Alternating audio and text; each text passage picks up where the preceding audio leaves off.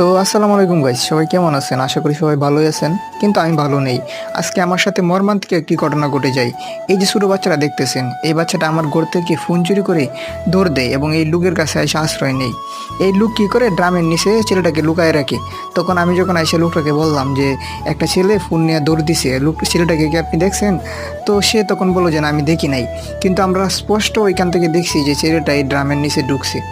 আমরা লোকটাকে অনেক রিকোয়েস্ট করলাম যে ছেলেটাকে বের করে দিয়ে দেন, তবে লোকটা কোনোভাবেই মানতে রাজি নয় যে ছেলেটা তার কাছে আসছে এবং সে ছেলেটাকে লুকায় রাখছে।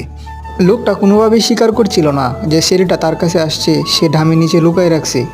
আমরা তাকে অনেক বোঝানোর চেষ্টা করলাম, কিন্তু সে বুঝলো না।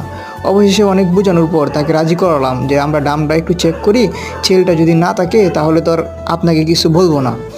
তো সেও অনেক কষ্টে রাজি হলো যে আচ্ছা আপনারা দেখেন যে ডামের নিচে কিছু আছে কিনা। তখন আমরা কী করলাম, ডামটাকে উঠালাম। তো ডামটা উঠানোর পর আমরা